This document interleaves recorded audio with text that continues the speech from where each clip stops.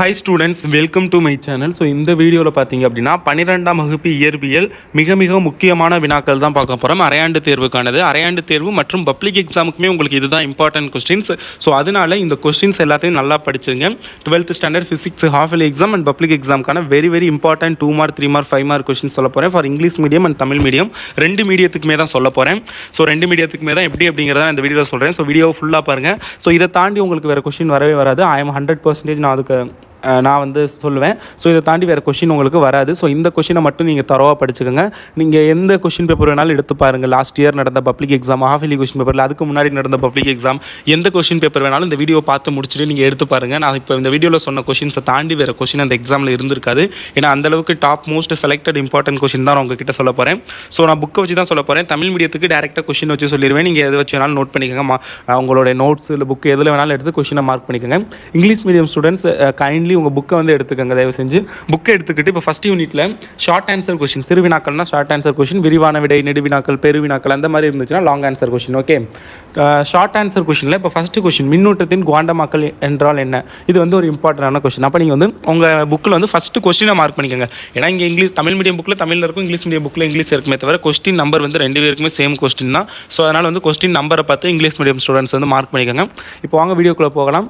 And ஃபிசிக்ஸில் பொறுத்தவரை நான் இந்த வீடியோ வந்து நான் 60+ 55+ அதுக்கானது கிடையாது. 70 out of 70 எடுக்கிறதுக்கான important questions. So 70 out of 70 அப்படிங்கிறப்ப நம்ம கண்டிப்பாக ஒன் வேர்டை பற்றியும் பேசி ஆகணும். ஸோ நான் ஒன் வேர்டை பற்றி சொல்ல போகிறேன். இப்போ ஃபஸ்ட்டு ஒன் வேர்டு 15 ஒன் வேர்டில் உங்களுக்கு 12 கொஷின்லேருந்து 14 கொஷின் வரைக்கும் புக் பேக் தான் கேட்பாங்க. ஒரு 2லேருந்து 3 கொஷின் புக் இன்சைடு கேட்பாங்க. அந்த புக் இன்சைடு கொஷினுமே ரொம்ப கஷ்டமாலாம் இருக்காது. யூனிட்ஸு இல்லை ரீசனபிள் கொஷின் அந்த மாதிரி தான் இருக்கும். ஸோ நான் அந்த புக் இன்சைடு கொஷின் நீங்கள் புக் பேக் தரவாக படிச்சிட்டிங்கனாவே 12 to 14 or 13 மார்க் வரைக்கும் ஸ்கோர் பண்ண முடியும். பேலன்ஸ் உள்ள அந்த 2 to 3 மார்க் வந்து புக் இன்டீரியர் கேட்பாங்கல்ல. ஸோ அதுக்கு வந்து நான் மெட்டீரியல்ஸ் வந்து நான் வாட்ஸ்அப் குரூப்பில் ஷேர் பண்ணுறேன், பார்த்து படிங்க. ஸோ அதில் தான் கேட்பாங்க. நான் வாட்ஸ்அப் குரூப்பில் நீங்கள் இன்னும் ஜாயின் பண்ணாமல் இருக்கீங்க அப்படின்னா ஜாயின் பண்ணுங்கள். டிஸ்கிரிப்ஷனில் லிங்க் இருக்கும். இப்போ வாங்க வீடியோக்குள்ளே போகலாம். ஃபர்ஸ்ட் பாருங்கள், ஃபஸ்ட் யூனிட்டில் கொஸ்டின் நம்பர் 1, மின்னோட்டத்தின் குவாண்டமாக்கல் என்றால் என்ன? கொஸ்டின் நம்பர் 5, கொஸ்டின் நம்பர் சொல்ல வேணாம்னு நினைக்கிறேன். ஏன்னா நான் ஹைலைட் தான் பண்ணியிருக்கேன் கொஸ்டினை. ஸோ இப்போ 5th question, 6th question, 8th question இதெல்லாம் ஹைலைட் பண்ணியிருக்கேன். நீங்கள் அதே பார்த்துக்கிறீங்க. நான் கொஸ்டினை மட்டும் ரீட் பண்ணுறேன்.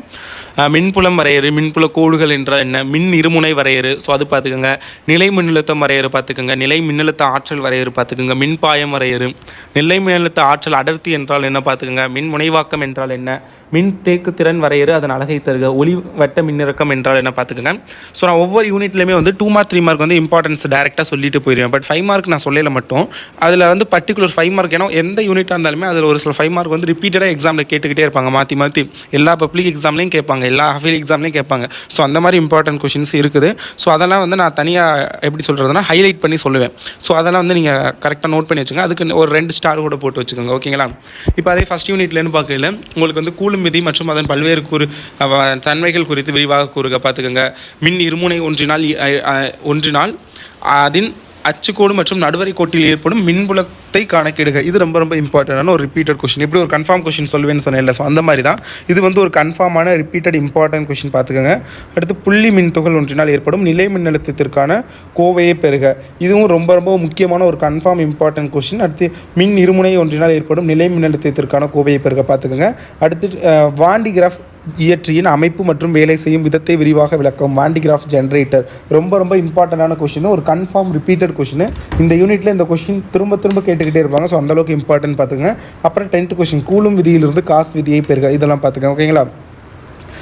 அடுத்தது யூனிட் 2, மின்னோட்ட அடர்த்தி வரையறு, ஓம் விதியின் நுண் வடிவத்தை கூறு, மின் தடை எண் வரையறு, வெப்பநிலை மின்தடை எண் வரையறு, கிர்காஃப் மின்னோட்ட விதியை கூறு, கிர்காஃபின் மின்னழுத்த வேறுபாட்டு விதியை கூறு, ஜூலின் வெப்ப விதியை கூறு, சீபக் விளைவு என்றால் என்ன, தாம்சன் விளைவு என்றால் என்ன, சீபக் விளையின் பயன்பாடுகள் யாவை, அப்ளிகேஷன்ஸ் இதெல்லாம் பார்த்துக்கோங்க.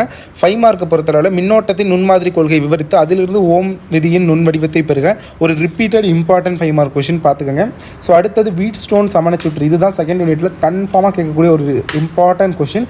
வீட் ஸ்டோன் ஃப்ரிட்ஜு, இது நல்லா பார்த்துங்க. வீட் ஸ்டோன் சமணச்சுற்று சமன்சை நிலைக்கான நிபந்தனையை பெறுக. அது பார்த்துக்கோங்க. அடுத்து அப்படியே 3rd யூனிட் வந்தோம் அப்படின்னா காந்தப்புலம் என்றால் என்ன, காந்த பாயத்தை வரையறு, பயட் சாவர்ட் விதியை கூறு, ஆம்பியர் ஆம்பியர் சுற்று விதியை கூறு, டயாஃபாரா மற்றும் ஃபெர்ரோ காந்தவியலை ஒப்பிடு, ஆம்பியர் வரையறு, ஃப்ளம்மிங் இடக்கை விதி, இதை பார்த்துங்க, டயாஃபாரா ஃபெர்ரோ காந்த பொருட்களின் பண்புகளை கூறுக. இதெல்லாம் வந்து பார்த்துக்கங்க. பிக் கொஷினை பொறுத்தளவில் சட்ட காந்தம் ஒன்றின் அச்சுக்கோடு அதே மாதிரி சட்ட காந்தம் ஒன்றின் நடுவரை கோடு, அதை ரெண்டும் பார்த்துங்க.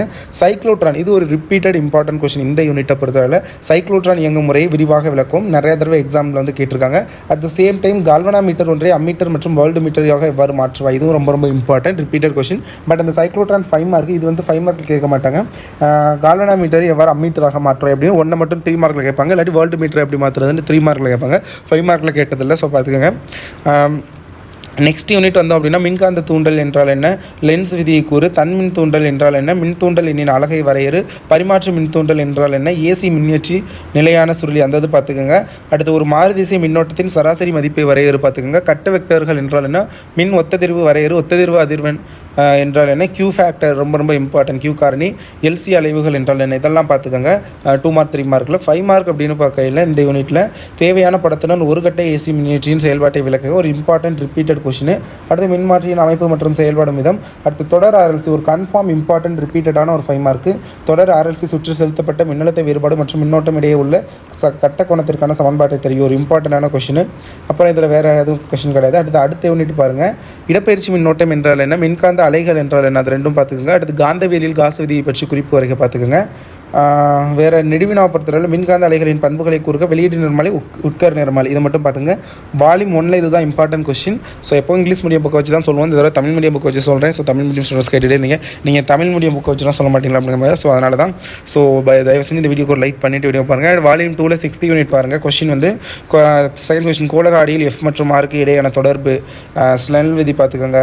ஸ்னெல் விதின்னு கேட்கலாம், அப்படி இல்லாட்டி ஒளி விலகல் விதியும் கேட்கலாம், எப்படி கேட்கலாம். அடுத்து பிரின்சிபல் ஆஃப் ரிவர்சிபிலிட்டி, ஒளியின் மீளும் கொள்கை பார்த்துக்கோங்க. ஒப்புமை ஒளி விலகல் என்றால் என்ன பார்த்துங்க. மின்மீன்கள் ஏன் மின்னுகின்றன பார்த்துங்க. வைரம் ஜொலிப்பதற்கான காரணம், இதெல்லாம் கம்பல்சரி கொஸ்டினில் நிறைய தடவை கேட்டிருக்காங்க பார்த்துங்க. அப்புறம் ஸ்னெல் சாரலம். அடுத்து மேகங்கள் ஏன் வெண்மை நிறமாக காட்சியளிக்கின்றது, வானம் ஏன் நீல நிறமாக காட்சியளிக்கிறது, நிறப்பிரிகை என்றால் என்ன, இதெல்லாம் வந்து பார்த்துங்க. அடுத்து லென்ஸ் உருவாக்குவர் சமன்பாட்டிலிருந்து லென்ஸ் சமன்பாட்டை பெருக மெல்லிய லென்ஸ் ஒன்றின் பக்கவாட்டு உருப்பெருக்கத்திற்கான சமன்பாடு, அது ரெண்டும் பார்த்துங்க. 5 மார்க் பொறுத்தவரை லென்ஸ் உருவாக்குவரின் சமன்பாட்டை விவரித்து அதன் முக்கியத்துவத்தை ஒரு இம்பார்ட்டன்டான கொஸ்டின். அடுத்து முப்பட்டகம் ஒன்றின் திசை மாற்ற கோணத்திற்கான சமன்பாட்டை வருவித்து அதிலிருந்து முப்பட்டகம் செயல்பட்டுள்ள பொருளின் ஒளிவிலகல் எண்ணை கணக்கிடுக, ரொம்ப ரொம்ப இம்பார்ட்டன்ட் பார்த்துக்கோங்க. அடுத்த யூனிட் வந்தோம் அப்படின்னா ஒளியின் மின்காந்த அலைகளின் சிறப்பம்சம் என்ன, ஒளியின் குவாண்டம் கொள்கை பற்றி சிறுகுறிப்பு வரைக, அலைமுகப்பு என்றால் என்ன பார்த்துக்கோங்க. அப்புறம் எக்கன்ஸ் கொள்கை கூறு, அது பார்த்துக்கோங்க. ஒளியின் குறுக்கீட்டு விளைவு என்றால் என்ன பார்த்துக்கோங்க. அலை ஒன்றின் கட்டம் என்றால் என்ன பார்த்துக்கோங்க. ஓரியல் மூலங்கள் என்றால் என்ன பார்த்துக்கோங்க. அதுக்கு அடுத்து அப்படியே வந்தோம் அப்படின்னா குறுக்கீட்டு அமைப்பில் தோன்றும் பட்டையகத்திற்கானது. அப்புறம் விளிம்பு விளைவு என்றால் என்ன பார்த்துங்க.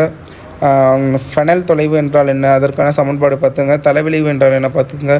மாலசின் விதி கூறி அதனை வரி பார்த்துங்க. போல்ட்ராய்ட் பயன்கள், அப்ளிகேஷன்ஸ் ஆஃப் போல்ட்ராய்ட், அது பார்த்துங்க. ப்ரூட்ஸ் லா பார்த்துக்கோங்க. இரட்டை ஒளிவிலகல் என்றால் என்ன, அது பார்த்துக்கோங்க. அப்புறம் இந்த இணையாக்கியின் பயன் யாது, நிறமாலையின் பயன்கள், கிட்ட பார்வை என்றால் என்ன, அதை எப்படி சரி செய்கிறது, தூரப்பார்வை அதை எப்படி சரி செய்கிறது பார்த்துங்க. இதெல்லாம் இம்பார்ட்டன்ட் கொஸ்டின். நெடுவினா பொறுத்தவரை ஒரு கன்ஃபார்ம் இம்பார்ட்டன்ட் ரிப்பீட்டட் கொஸ்டின் வந்து யங் இரட்டை பிளவு ஆய்வில் பெறப்படும் பட்டய எழுத்திற்கான கோவை பிறகு நிறைய தடவை எக்ஸாம்பிள் கேட்டிருக்காங்க, அது பார்த்துங்க. அப்புறம் ஒற்றை பிளவினால் ஏற்படும் விளிம்பு விளைவு, அது பார்த்துக்கோங்க. கூட்டு நுண்மைக்கு ஒன்றினை விவரித்து அதில் உருப்பெருக்கத்திற்கான கோவை பிறகு ஒரு இம்பார்ட்டன்ட் ரிப்பீட்டட் கொஸ்டின், அது பார்த்துங்க. நெக்ஸ்ட் யூனிட்டில் பார்த்திங்க அப்படின்னா உலோகங்களில் கட்டுரை எலக்ட்ரான்கள் ஏன் அதிக எண்ணிக்கையில் உள்ளன, அது பார்த்துங்க. ஒளிமின் விளைவு என்றால் என்ன பார்த்துக்கோங்க. பயன் தொடக்க அதிர்வெண் என்பதை எவ்வாறு வரையறுப்பாய், ஒளி மின்கலம் என்றால் என்ன, ஒளி மின்கலத்தின் பல்வேறு வகைகளை குறிப்பிடுவ பார்த்துக்கோங்க. ஒளிமின் விளைவு விதிகளை வரிசைப்படுத்துக, அது பார்த்துக்கோங்க. பிக் கொஷின் அது. அடுத்தது இந்த எம் நிறை உள்ளது பார்த்துக்கோங்க. நிறுத்து மின்னழுத்தம் பரப்பரன்லாம் பார்த்துங்க. பிக் கொஷினை பொறுத்தவரை வந்து எலக்ட்ரானின் டி பிராய் அலைநிலையத்திற்கான சமன்பாடு ரொம்ப ரொம்ப ரிப்பீட்டடான ஒரு இம்பார்ட்டன்ட் கொஷின். அதே மாதிரி தகுந்த விளக்கப்படங்களும் ஐன்ஸ்டீன் ஒளிமின் சமன்பாடு ரொம்ப ரொம்ப இம்பார்ட்டண்டான ஒரு ரிப்பீட்டட் கொஷின் இந்த சாப்டரில், இது ரெண்டுமே அதை பார்த்துங்க. நெக்ஸ்ட் சாப்டரில் வந்து கேத்தோடு கதிர் பார்த்துங்க. கேத்தோடு கதிர்களின் பண்பு பார்த்துங்க. போர் அணு மாதிரி கருதுகோள் பார்த்துங்க. கிளர்வு ஆற்றல், போர் அணு மாதிரியின் குறைபாடு, மோதல் காரணி பார்த்துக்கோங்க. ஐசோடோபார் இதெல்லாம் பார்த்துக்கோங்க. அப்புறம் அணு நிறை அழகு பார்த்துக்கோங்க. நிறை குறைபாடு பார்த்துக்கோங்க. கதிரியக்கம் என்றால் என்ன பார்த்துங்க. அணுகருவின் சராசரி ஆயுட்காலம் என்றால் என்ன, அதன் சமன்பாட்டை எழுதுக பார்த்துக்கோங்க. கியூரி வரை இருக்கும் பார்த்துங்க. பிக் கொஷினை பொறுத்தவரை எலக்ட்ரான் அந்த ஜே தாம்சன் ஆய்வு ரொம்ப ரொம்ப இம்பார்ட்டன்ட் கொஷின், ரிப்பீட்டட், அது பார்த்துங்க. போன் அது மாதிரி பயன்படுத்தி ஹைட்ரஜன் அணுவின் ஆற்றலுக்கான கோவையை தெரிவிக்க பார்த்துங்க. படத்தின் உதவியுடன் அணுக்கரு உலை வேலை செய்யும் விதத்தை பார்த்துங்க, இதெல்லாம் இம்பார்ட்டன்ட்.